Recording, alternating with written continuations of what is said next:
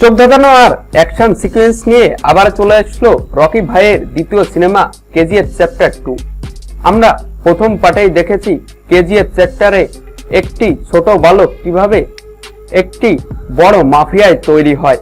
এবার দ্বিতীয় পার্টে আমরা দেখব এই মাফিয়াদের সাথেই কিভাবে সে সংগ্রাম করে বেঁচে থাকবে।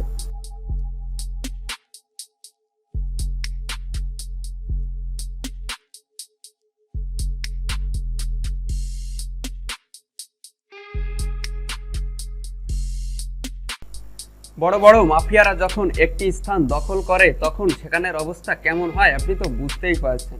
এই ছবিতে সেই অংশের কিছু ফুটিয়ে তোলা হয়েছে।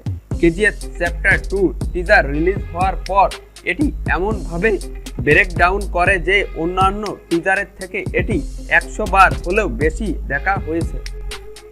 এই মুভিতে আমরা আগের পরিচিত কিছু মুখদের দেখতে পারবো এবং নতুন কিছু মুখ অ্যাড হয়েছে, যেমন প্রকাশ রাজ এই মুভিতে পুলিশ অফিসারের কর্তব্য পালন করছেন। তিনি পার্লামেন্ট থেকে আসা রায়ের উপর ভিত্তি করে পুলিশ অফিসারের দায়িত্ব পালন করবেন। কেজিএফ 2 ফ্যানদের জন্য রয়েছে বিশাল ধামাকা, বললেন সুনীল বসু।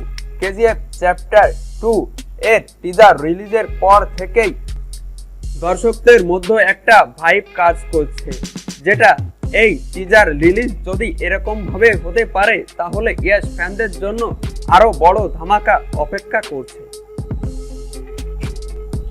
আপনি যদি ইয়াশ ফ্যান বা কেজিএফ চ্যাপ্টার 2 ফ্যান হয়ে থাকেন তাহলে আমাদের চ্যানেলটিকে সাবস্ক্রাইব করে পাশের বেল আইকনটি বাজিয়ে দিতে ভুলবেন না, যাতে করে আমরা নতুন নতুন ভিডিও আপডেট আপনাদেরকে দিতে পারি।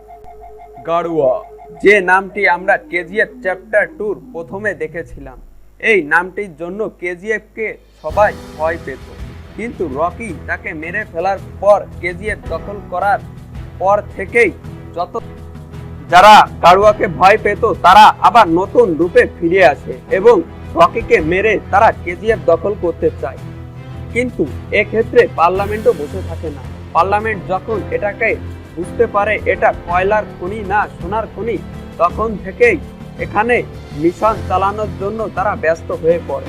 যদি তারা মিলিটারি দিয়ে হলেও এই স্থানে মিশন চালাবে তাহলেই তারা ওই খনিটিকে দখল করতে পারবে। এটা মূলত সেই সাংবাদিকদের কারণেই হয়েছে।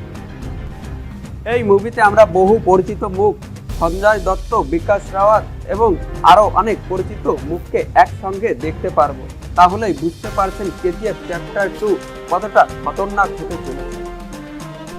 এই মুভিতে সঞ্জয় দত্ত আধিরার ভূমিকা পালন করবে।